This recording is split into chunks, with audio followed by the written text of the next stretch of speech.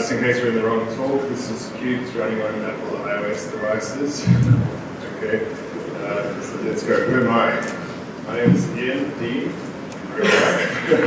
On the internet, you might see me as, depending where you are, someone IOC in DevDays. Ian from Africa, Taurus, and Twitter for this project is Qt for iOS. I have a PhD computer science from the University of Cape Town in South Africa, and my development background is primarily Windows and Windows CE. That's not fun as anyone who's worked on that probably knows. So I've moved on to Qt. I found then that I didn't really want to write iPhone apps, but I didn't really want to learn the Apple's toolkit, so I figured it's more Qt, so it's got to be easy, right? In fact, it wasn't that hard. Because I'd already done some other things. I don't know if any of you have ever heard of the Creative C egg. It was a device that came out a couple of years ago and never quite made it onto the market. I started by porting Qt to that platform, which was first QWS before we had Lighthouse, and then I did Lighthouse 4. So I had a bit of background, and when I came to develop on iOS, I found that there's no Qt port for iOS. So I thought, oh, it won't be that hard, and I set out about doing one. And some of you may have seen those videos I did last year. In a couple of weeks, I had October, November last year, did some videos on YouTube, and probably forgot about it for 6 minutes. I was then at the Contributor Summit in Berlin, and there was quite a lot of interest in this, so I thought, I'll pick it up again. So, there's two. So there's plugin I did, which is the commercial one now. That's the original one. Then Akazilla at Nokia did an open source plugin as well. I'm going to talk about both of them. Both these plugins are GL-only plugins, so they record the rendering by GL. So first we'll talk about the open source. That one is called UIKit. That's named after the GUI framework on iOS. Can I see a hand? So who actually develops iOS here? Okay. So that plugin was at Nokia they have a Creative Friday where apparently everyone is allowed to do their projects on Friday. So I took this up as his Creative Friday project. His focus is really to get Qt Quick running on it, and that's really all he's trying to get running on it. He's not done widgets, he's not done multi-touch OpenGL, he's basically these things. He has the iPhone 3GS, and that's what he's been playing around with. The other plugin, which we'll call iOS, that's how I developed it. It is basic. My aim was to have all of Qt working without having to do anything on the source level to the application. So there's full Qt widgets and QML support, there's OpenGL support, there's multi-touch, there's render displays, there's auto-rotation, accelerometer, multimedia, GPS, 3D, it's working on that at the moment. So what do you need to build applications for iOS? Well, firstly, you need Apple Xcode. There's a few issues with Apple Xcode. If anyone's ever used that, even though it's not a Linux-friendly environment. What we do have here is a problem where Apple's switching compilers, and so everything from Xcode 4.1 earlier runs GCC, everything later runs LLVM or CLang. It's a bit of a problem because Qt is not building, but it's not running properly with LLVM or CLang at the moment on iOS.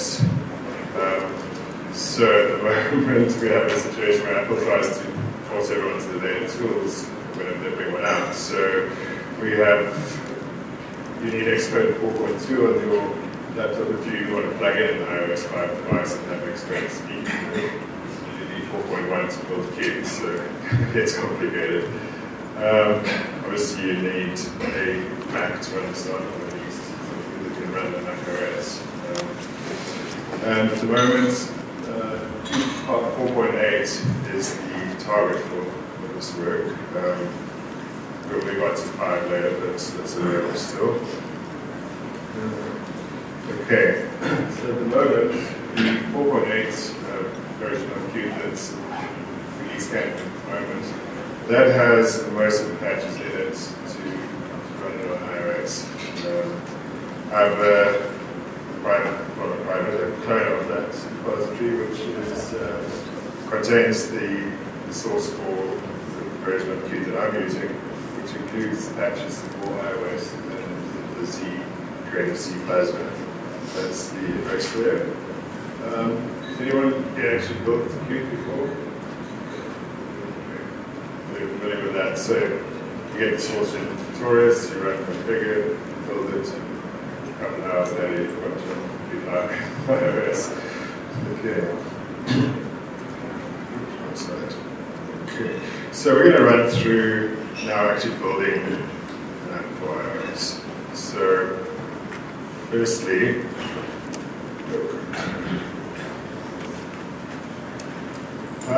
iOS has been using Xcode for its development.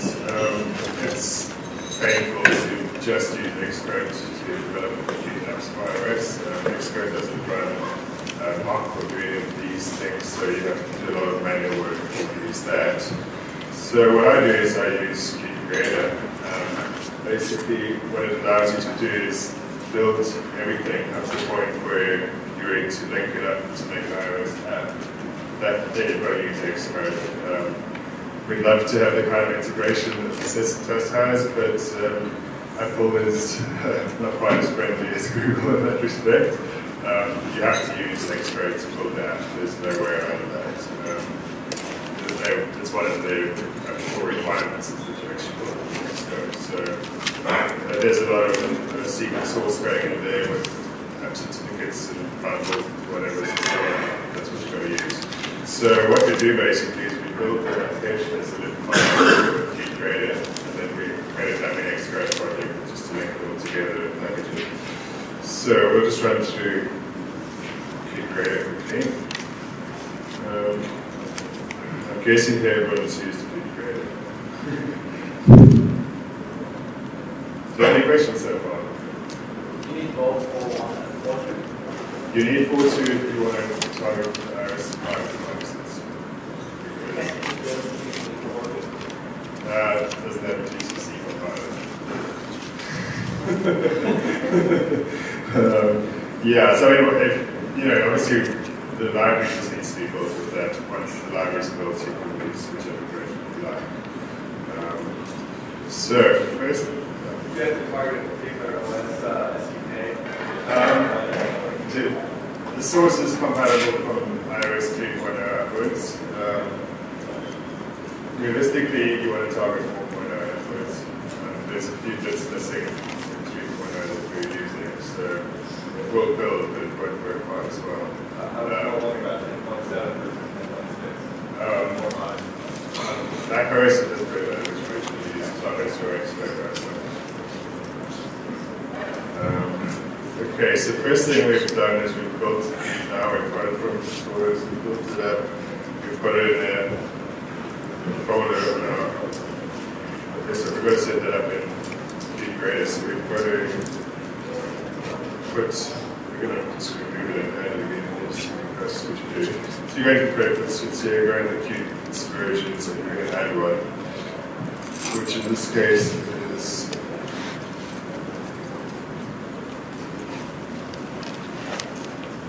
what you're actually doing is you're telling Creator where the key make is.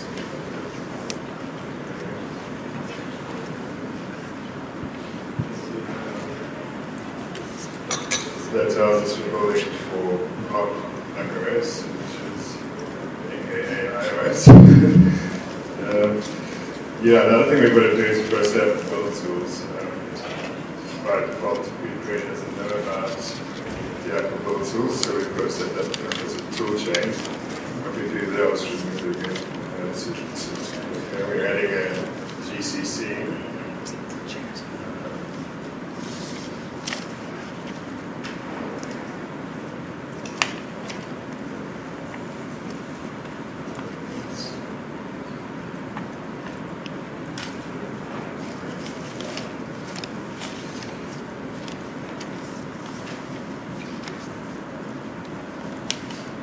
we're going to put the actual iOS device compiler in here. So that's the nice part for that.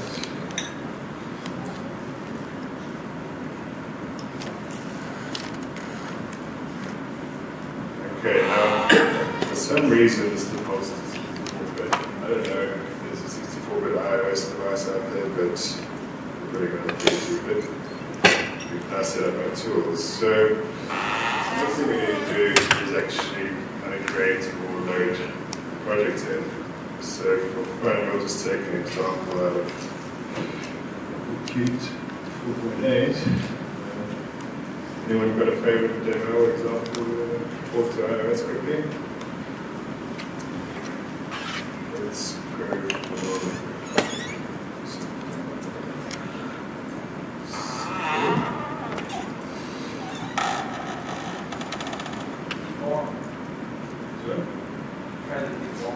default, sure.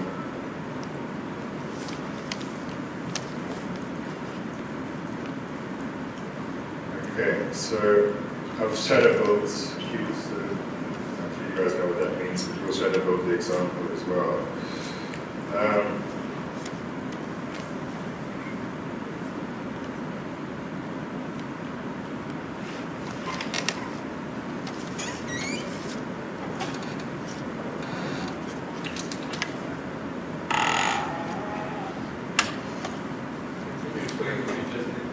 Okay, basically, I don't know if you build Qt outside of its source directory, it's what's called shadow building.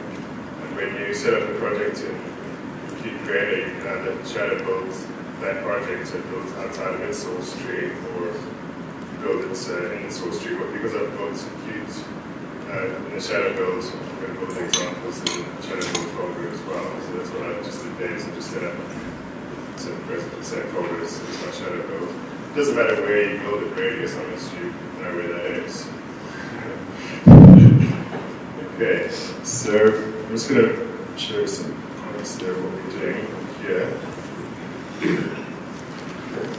So we've added our Qt version there. We've set up the GCC toolchain. We've loaded the profile. We've set up the build targets.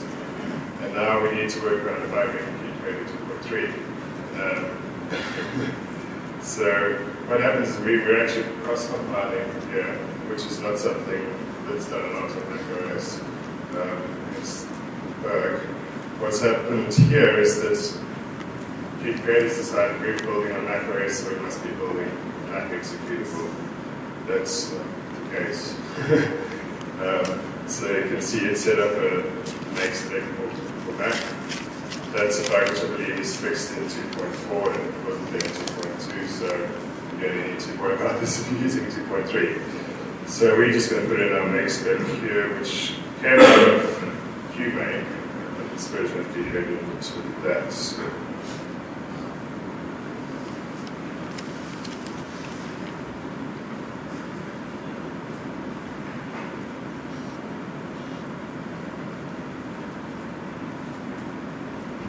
Okay, so now we've set up the Qt Creator. Now, Qt Creator is going to build this as an executable. As we said earlier, we can't do that on iOS. But if we do it, it won't work. So, what we're going to do is just change the project file now so it builds a library. Okay, so I'll just run through that on the slide here. Basically, what we're doing, because all of our iOS make specs, whether they be for the simulator or for the device, all have iOS in them, so we're going to do a little tweak here. So we're going to build it as a lib.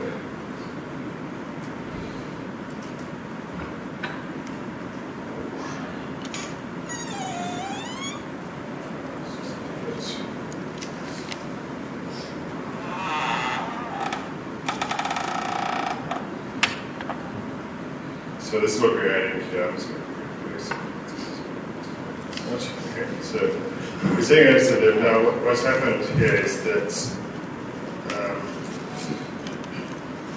an iOS app is the main for an iOS app is very called by the UI kit, and it's supposed to set up a whole bunch of stuff that UI kit sets up, and then your application runs. Now, that's not going to work if we have our main from our QDAP as our entry point. So what we're going to do here is just set up main to be something else, which is, in this case, we're just going to call it Qt main. And that's it, we've got it to our project file. So that's all we've got to do in DevDays. We've set up our build environment and now we build it. Okay, there's one more thing which we'll do here quickly.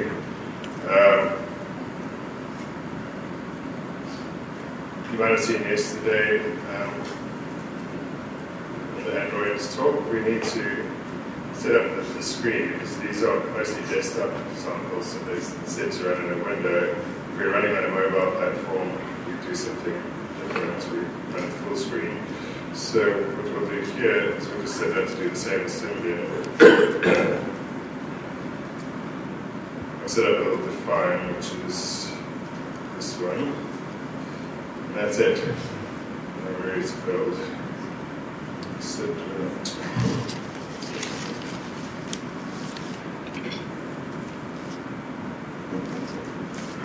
made a mistake here.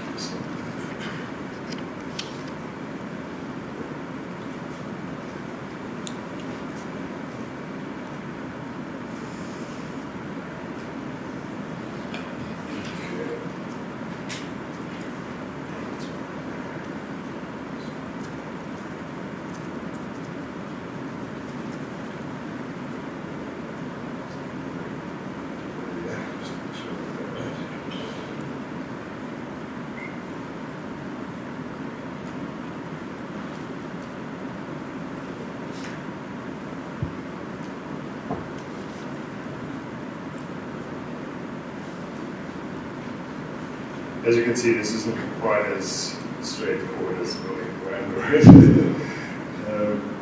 Unfortunately, I don't think it's ever going to get much easier than this. So, in terms of this is really an iOS app that you're going to develop with Qt. You're going to test it somewhere else first. You're going to have everything working just right, and then you're going to put it into iOS. It's not really a development platform.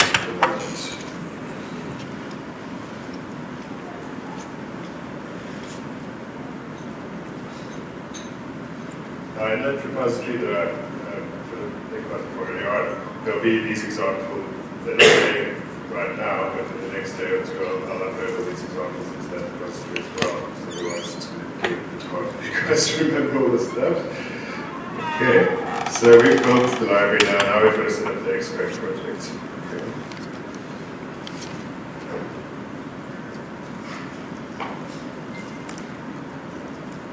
So I'm just going to run through the steps we need there.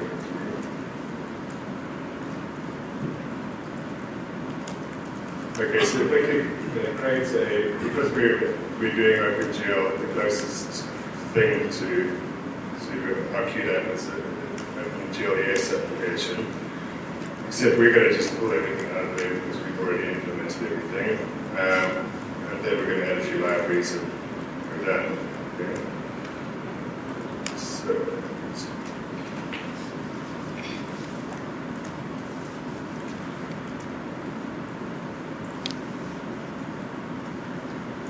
Now it gets really complicated with Xcode because even though you need 4.2 to target an iOS 5 device, it just has to be on your machine. It doesn't actually have to be running. In fact, what you've got to do is you have to set it up once in Xcode 4.2 to stick to a device, and then after that you can run X 4.1 no problem. So, alright, so we're going to create a new project here, which is called Deformed.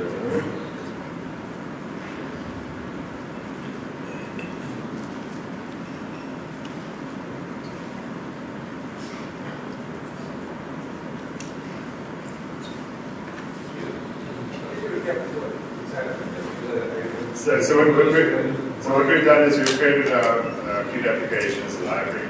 Now we need to link it all together to make it into an app bundle, which we're going to upload onto the device. So you cannot build the app. No, because there's a whole bunch of proprietary app signing tools and magic that goes on in the background in Xcode, which in theory someone might be able to reverse engineer it and make a version of Qt Creator that could do that, but you can do everything inside Xcode, but the problem is that Xcode doesn't know about Qt, so you've got to run the head object compiler. I do everything, that's my problem. I can do it inside Xcode. Yeah. I mean, for me it's easier. At the beginning I was doing the Qt building on the command line, and then whatever works for you, it doesn't really matter. We'll set up an OpenGLS application here. If you just set up that one line, have a ready-made template, Xcode thingy, never touch again, and then you build it from command line from Creator. Because I want to stay in Creator, you want to stay in Xcode. I want to stay in Creator. I just want to use one tool. Yeah. Because I've been Creator, I have no problem with that. Would that be possible? Can you build this stuff on the command line? I don't think that there's any way to upload the app onto the device from the command line.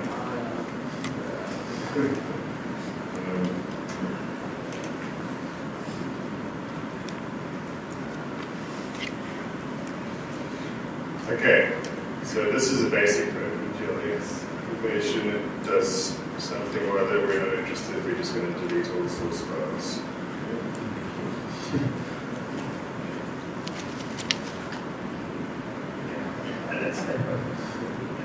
Okay, now we're left with a main here. Now, we could have just deleted all the code out of here and that would be done, except that Xcode won't make the C++ libraries unless you rename this file to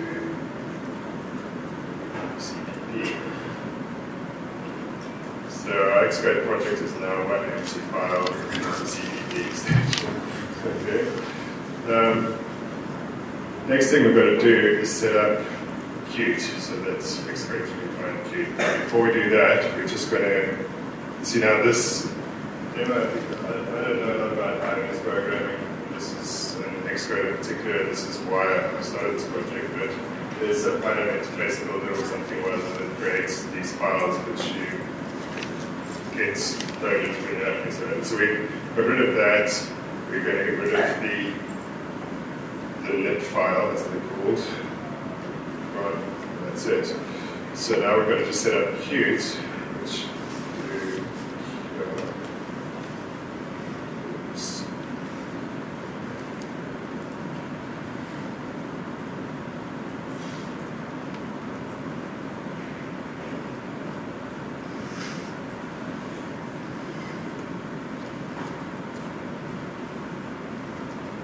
Is it possible to make a script that executes all these settings? I haven't made one, but I often like that script because then I can, if I just want to make one, I can provide that to my coworkers. yeah, I mean, what would be really useful if anyone wants to go down that road is actually to get Qt Creator to export to the Xcode project file. There was some work done on that previously, but the Xcode file format has changed significantly, so that can't be done anymore. But that's the first prize, is that your Qt Creator would just set up an Xcode project, you just load it up and build it and do that. That's an exercise I'll leave up to the reader. You should try to use CMake. CMake can generate an Xcode. You can actually pass custom properties for Xcode. Okay. Directly on the CMake.org. Thank you. Yeah. You can also create a template once it's saved. There you go. Multiple answers. So we're just adding the Qt libraries here. There's multiple ways of doing that, but I find this is the easiest way to do it. In fact, you can just put all of them because they're statically linked anyway. They'll just lay out what it needs. The UI kit plugin that iOS has got a dependency on narrative, which means that you've got to put a whole bunch of extra stuff in here that your app isn't even using, just to get it to link.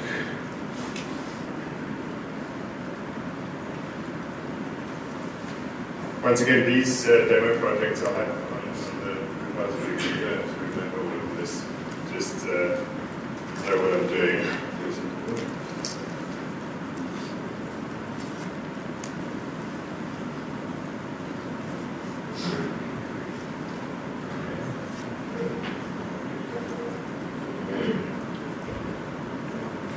These last few libraries are just dependencies from declarative.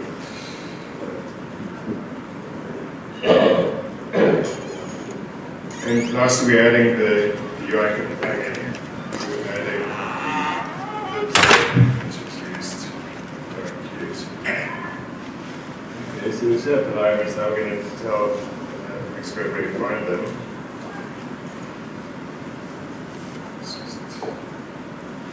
Express has its own bugs. So what we really want to do first is add our projects zip file here. So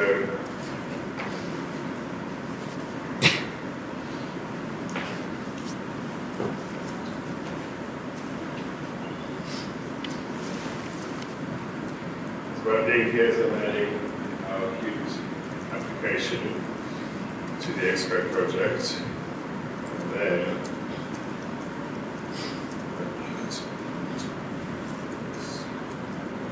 so what we need to do here now is we need to add the path of the Qt libraries and the path of the plugin.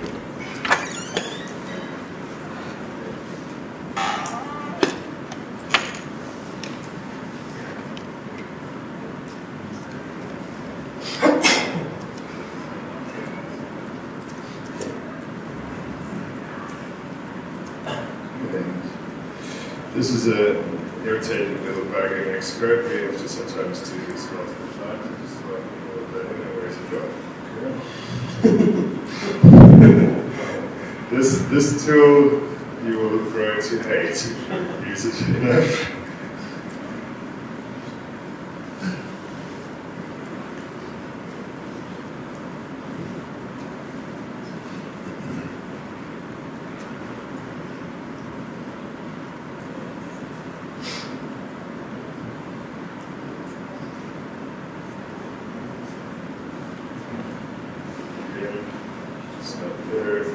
Third time to charm is this, so we're just going to cheat and do this.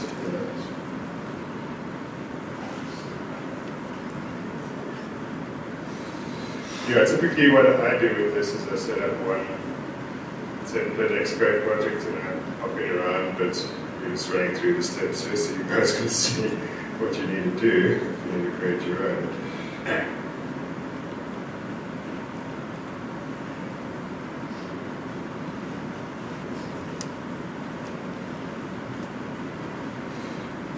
in theory, we should be able to build. Except we're now going to add a few more iOS frameworks. Now, the best place to add that is not under frameworks, which is where you'd expect. This is Xcode, that's really good to find it. It's a build phase. And we're linking with some libraries. We're going to add core text.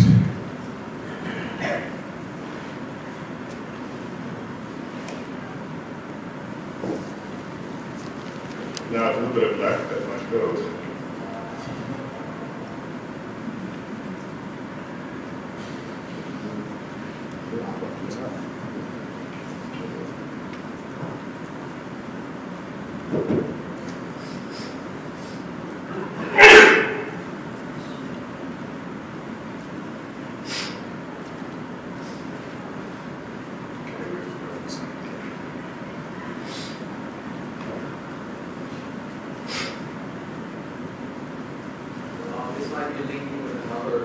I think this demo actually links with a shared library that's been built somewhere else in that demo library. Okay. Let's pretend we chose another one. That was the text demo. Cute. Okay, now this demo, I've done everything exactly the same as what we did there. The only difference is that because this demo is actually showing the text editing, I'm using the iOS plugin of the UI. It's the widget demo. So we'll just run that.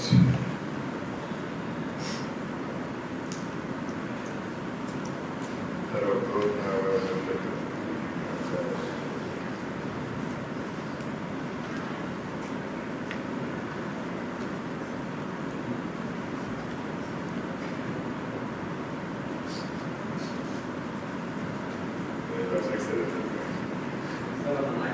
Yeah, it's no smoking mirrors. Here it is. Okay, so I'll just use this opportunity to speak a little bit about the work that's going on at the moment with this commercial plugin, some of which will filter back into the source one as well. I'm currently maintaining both of them. As you all know, this is not a keyboard. So I just came out this. Again. So how do we deal with that? I've done a lot of work on the keyboard stuff, to the point where you can do nice little things like selecting the text, and then have our little Apple menus that pop up there. We can cut, paste. So, what will happen here is that this keyboard should appear and disappear as required. Unfortunately, Qt support for keyboard hiding and showing doesn't quite line up with how things are done under that. So there's been a lot of work there. What happens in the Qt application is typically you select the edit field and then you tap it again and the keyboard pops up. On iOS, you tap the text field and the keyboard pops up. Like it should, yes. And so what I've done here as well is because I don't want to have to rewrite every Qt app as text to get it to resize windows when the keyboard pops up and blah, blah, blah. So what I did is I've set up a scroll view here so we can actually scroll up and down the screen while we have the keyboard display. And let's just say we have our text cursor there. Now that's underneath the keyboard. So start typing, scroll down. Okay, so that's typically, that's a lot of work into that. It's scrolling the screen around, finding out where the cursor is. All of these things are not very easy to do in 3.8. So trying to be 5.0, that should be a lot easier.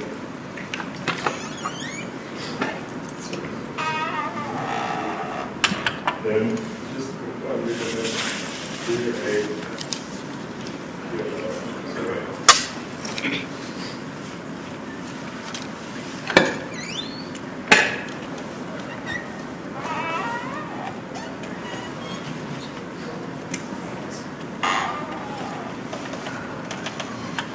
as the open source plugin is really designed to be running HTML apps, it would be remiss of me not to show you how to do that. So I'm guessing everyone here has written HTML app or some kind before.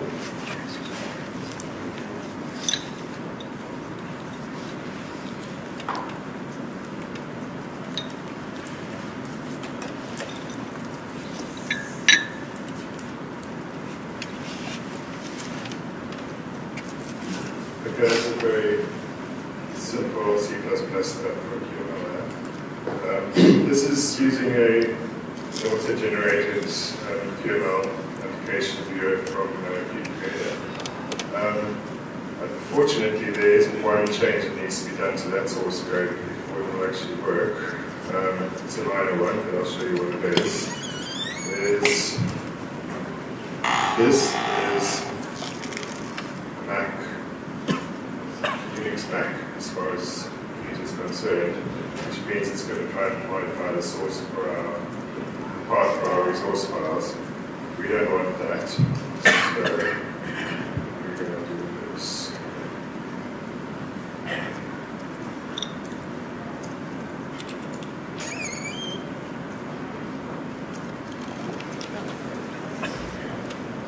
once again, all of these samples will be on the repository, so you don't have to try to handle this, just be aware of what you need to do. That's it. So on the back, you would normally go and modify the exhaust bar, change that, so I'm going to do that. Okay, that's it.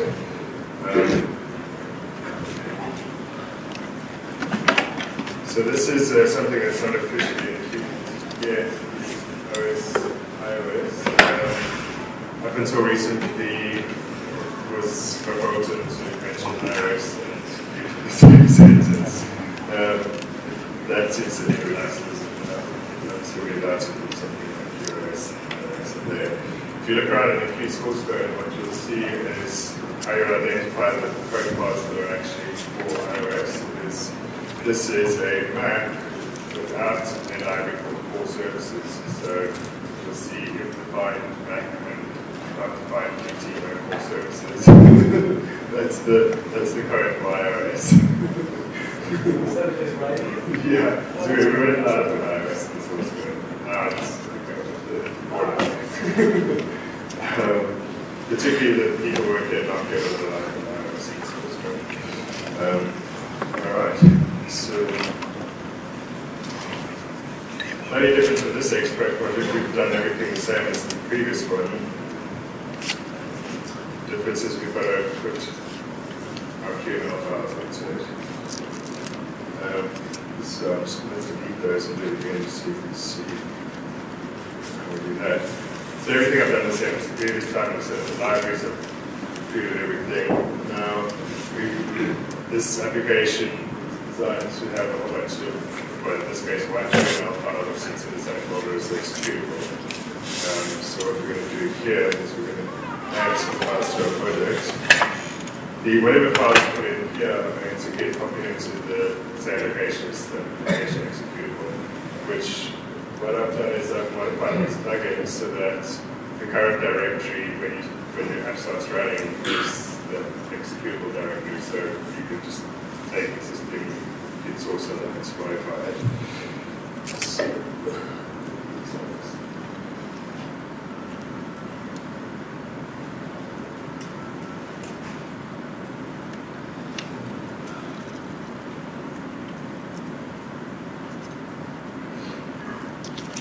So what we want to do here is make sure this option is set, which is create folder references for any folders. That's the default anyway, so you don't have to think about that too much. Okay. This is what I've done here is I've taken the Git creator, I've created a basic QML app. It's come out.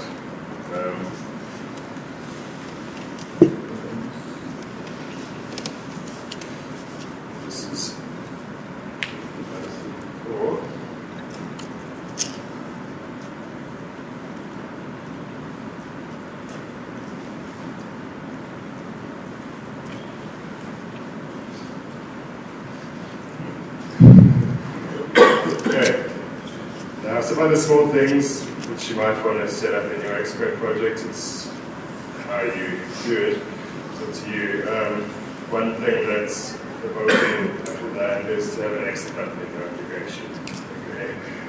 Or any way of exiting your application. Okay, that does create a problem for queued apps which generally expect to be exited. So you have two ways of dealing with that. I think the way to exit an app in iOS is to push the home button.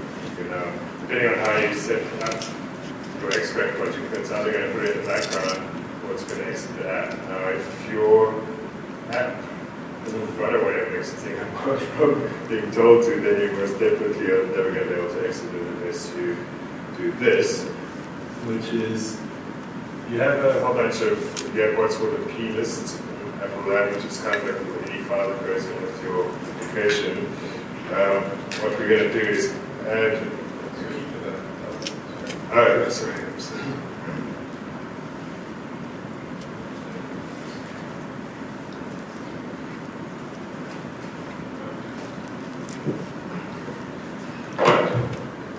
So we're going to say this application does not run in the background. starts off as a double negative, so we know this application does not run in the background, so we want to put that as yes. What will happen then is once you set this, is that the application, when you press the button, a quick signal to queue to your application will exit. Otherwise, if you don't do that, what will happen at some point, the iOS will decide that your application shouldn't be running anymore at that point to set the queue. So it depends what kind of application you're doing. If the user wants to come back to the same place again, you might want to implement some kind of state saving, or otherwise you just run it in that way. All right. That pretty much covers it. Any questions? Which thing is that for the App Store? At the moment I have some commercial customers which are using the commercial plugin, and one of them is actually got an app in for review at the moment. So we're still waiting to find out. But I've spent quite a lot of effort finding out what's allowed and what's not allowed and so on, and make very sure that it's adhering to the rules. Of course, Apple doesn't have, there are some unwritten rules that they can invoke if they will. So.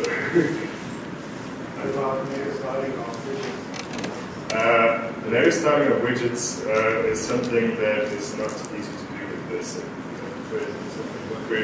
What we're effectively doing is running the same style as we're running on Android, which is the clean view or whatever it's called, which looks a little bit like XP or Linux or something.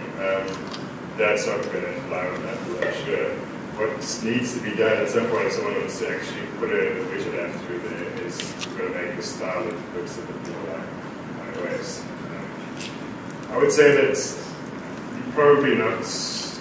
There are people that are doing widget apps on iOS, but that's something you typically take an existing app and you're porting it, the desktop app and porting it to iOS.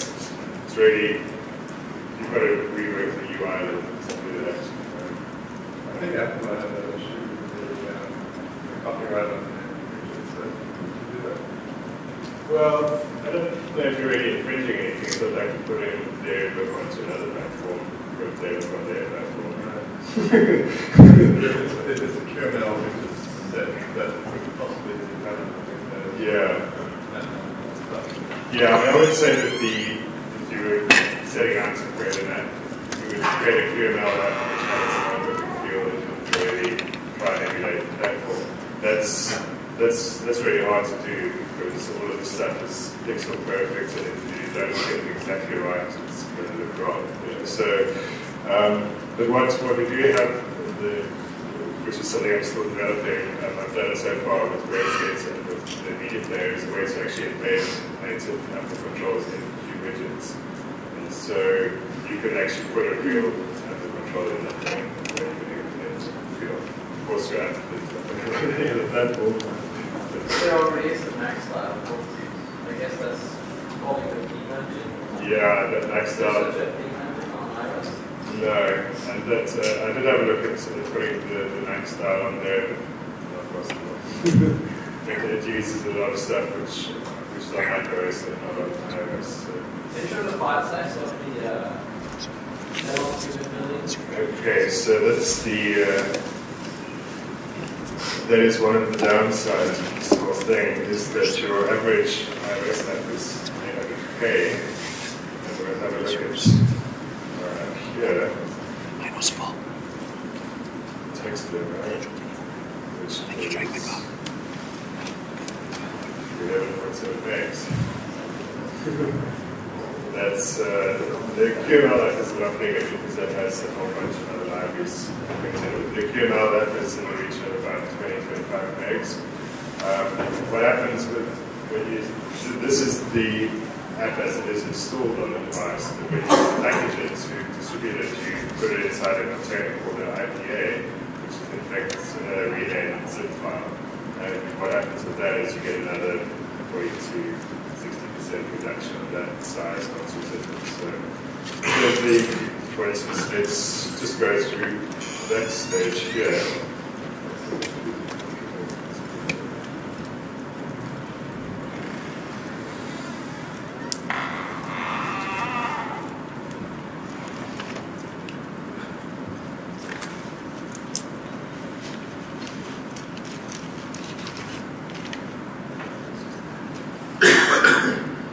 what I'm going to do here is I'm going to create an App Store package.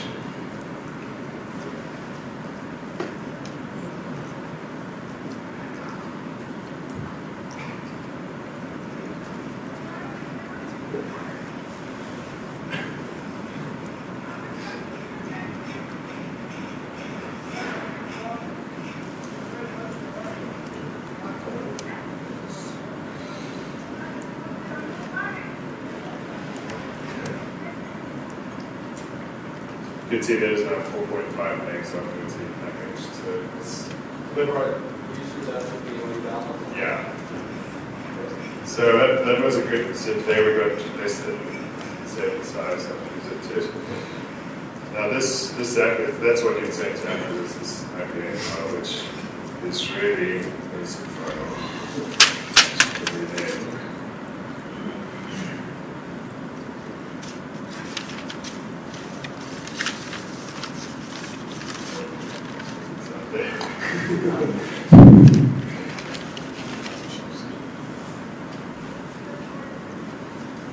Okay. I'll just quickly show this to you guys. I'm sure that this is a question I get about what I do with WebKit. As you know, Apple is very strict about a lot of things, and one of them is WebKit. You can use any WebKit you like as long as it's theirs.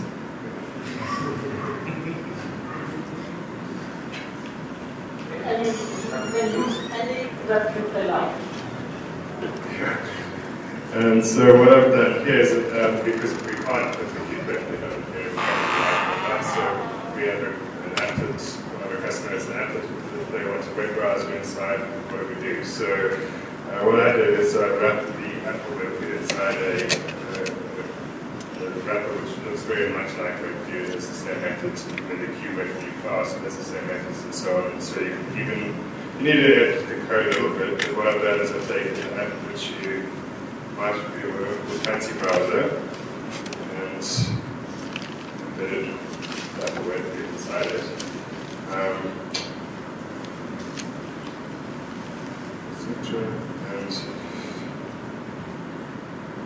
we've got all nice little things like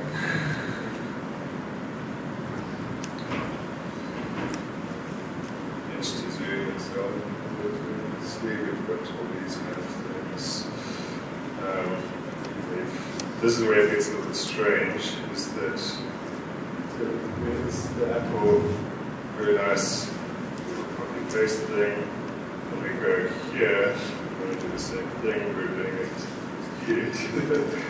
This is quite a job, because in fact Apple does provide a method to make your own text editor. That's what I've used here, but that magnifying glass and that select dragging is something which is very available in there. So even any other Apple app developer can't make a control like that. They've got to go and implement the magnifying glass and selection themselves. A little bit painful, but that's where it is. Okay. I've done the same with MediaPlayer. These are actually very simple. It's very simple implementations. It's effectively using Qt meta objects to speak between the plugin and the app, because generally these two portions are hidden from each other. The plugin can see the app, and the app can't see the plugin. There's no Qt API between the app and the plugin. So what I've done is put a channel through there so that the app can ask the plugin to create a WebView control or something like that. Yeah. Any further questions? Is that good technique dynamic Yeah. Yeah. So benefit is that you don't need the 25 meg library linked to your application for WebKit. It's just the control, so nothing actually there.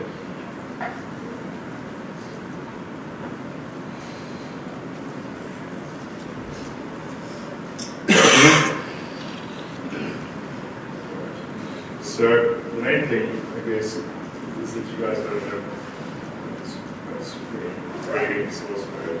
Now this is very much a work in progress at the moment. So this thing will change quite often. There's patches to the Qt library, there's modifications to the UIKit plugin, all of these things will be available there as well as the examples that I've shown you today. We must show you 3D stuff. Okay. Okay. All right. So the UI plugin unfortunately does not run a lot of stuff. One of them is OpenGL. There's quite a few things. So I'm going to show some of the stuff that you do.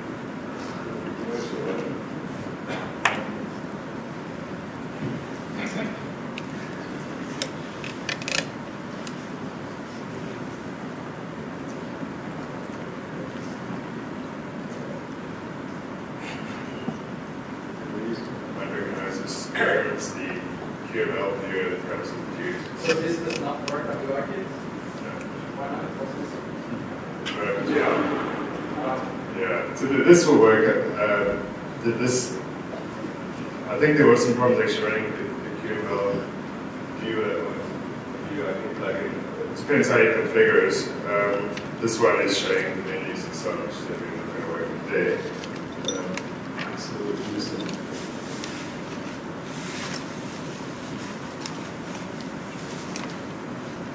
And then if you used Quick 3D, you've probably seen this sample. See what works smoothly. We have nice little touch interaction space.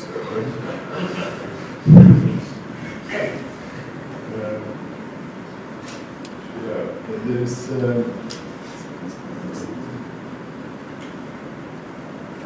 we have shader effects as well.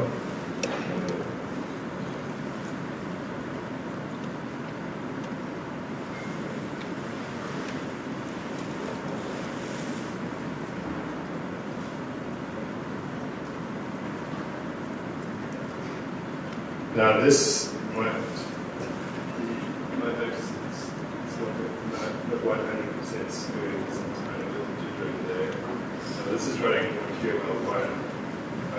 Scene graph runs a lot better. This on the iPad 2 is not bad. On the iPad 1 it's a little bit more jerky. This is running through OpenGL shaders, but obviously the entire architecture is not running on OpenGL. One of the benefits of seeing graph is that the entire rendering is not in OpenGL.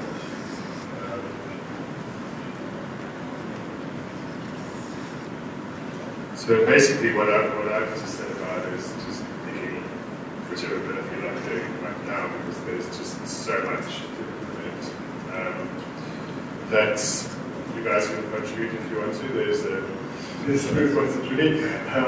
What I will do is the architecture of the UI plugin at the moment is very much a proof of concept.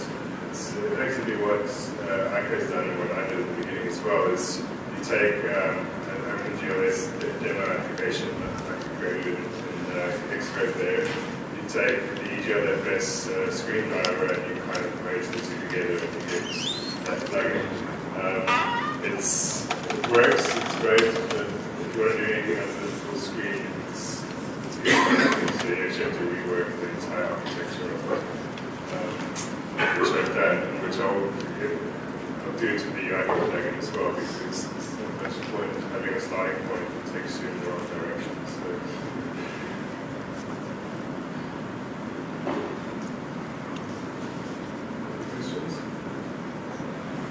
So where does Apple draw the line on UI functioning and limiting the control? Yeah. But it's something that everybody's I don't know if that's the same. Do you have any experience for that? No, I mean, it's really, who you get and what we're doing today. There's not for those, there's a whole bunch of technical guidelines which you have to meet, which will, if you break one of those, they'll pick you out straight away. But then it really depends on, I think if you put combo boxes into your app and you did a few things that you didn't modify your desktop app at all, I'd be surprised if they'll put it through. If you make a custom UI that QML or whatever, as long as it works, I'm sure it's fine. The main thing with their guidelines, understandably, is that the user mustn't have to guess what they're supposed to do. So if they normally do something in a certain way, and everybody else, the same way it's going to work. So, you know, if you went and implemented the context and then use the text editing in a different way, they'd probably reject it, which is really why everything's going to work very much like works on their stuff. So that's why I had to modify the text editing quite a bit, because it has to, for their end users, what they want is just that things are consistent. They want to be able to read manuals and guessing how things work and illustrated and so on. Their opinion is that affects the perception of their platform. They don't make the app that makes that look bad if that looks bad. So yeah, I think the biggest question still remains is how strict are they going to be with these kind of apps?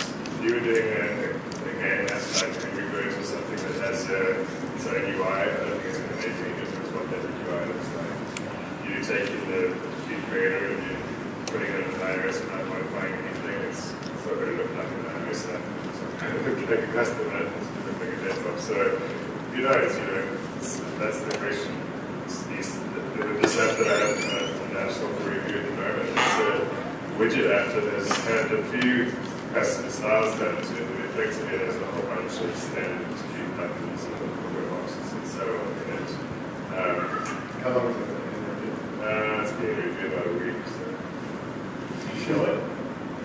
Can I show that? Yeah. I don't know if I'm allowed to. It's not actually my app, it's an app that one of my clients have done, and I've done it in the air. That's not what we should have. But it's a digital textbook. So I suppose it's something there to push it quickly. Almost didn't show you.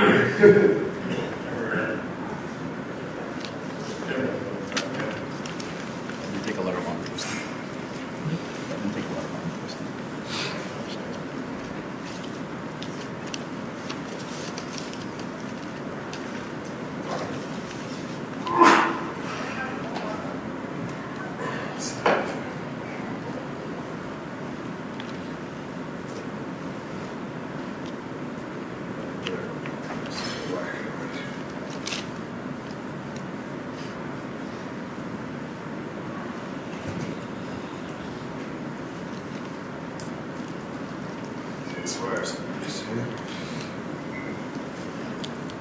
Okay, so that's actually a good widget app.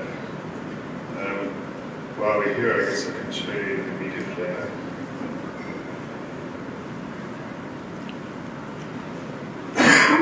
So what I've done here is embedded the Apple media player control into a Qt widget as well. Say that again. So Apple's got a media playing framework which they like to use. I don't think the restrictions are quite as draconian as the Google things, but it's certainly a lot easier to use this. And so what this is, it's a full screen Qt widget with the media player control embedded inside it. So you can run it in a window as well. Everything works the same way as there. So These are all style widgets. See there?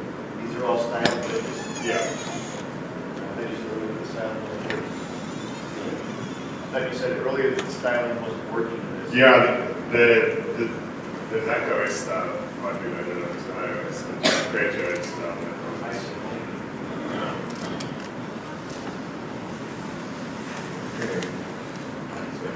This app actually runs in the background. It's today, but usually it does. We're testing it, so it doesn't. This is an app which doesn't. I've told them that they can't have an exit in here, so we've taken all the exits out. This is a fair attempt at making something that will actually not go through. So this is that. It's in there. We're hoping it does.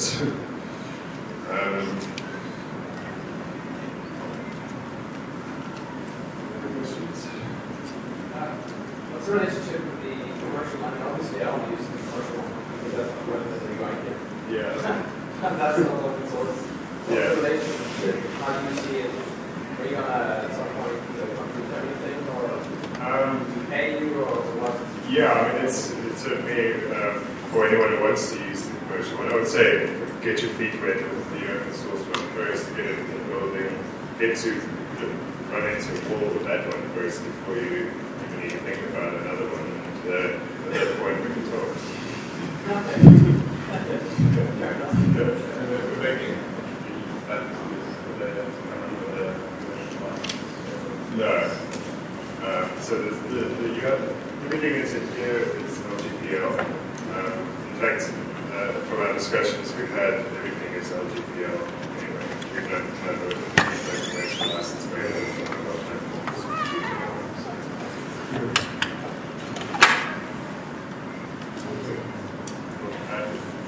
Have any of the iOS support been approved by that? No, it's the first step. The one I showed just now, it's in review at the moment. It's the first step it's going through. There's another app in the App Store already, but that doesn't use the part of it. It's just using for Android,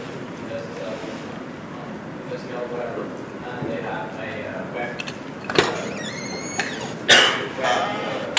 based on top, and it just goes to the back end. And that's another one. Yeah. It's apparently about 3 or 4,000.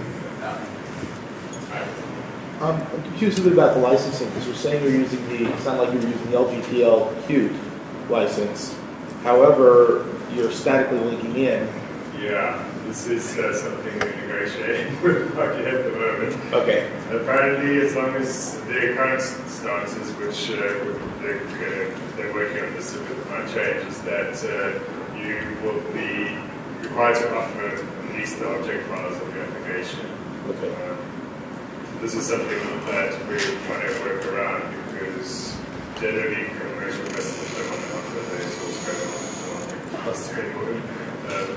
So yeah, this is something that they're going to get back to me on. But as it stands at present, you have to, the way to get around is make one big blob, which is everything apart from Qt, and offer to offer that to anyone in customers. I mean, the reality is, the idea behind LGPL is that you can rebuild that if you need to. The reality is that even if you have that up your body, you've already built it.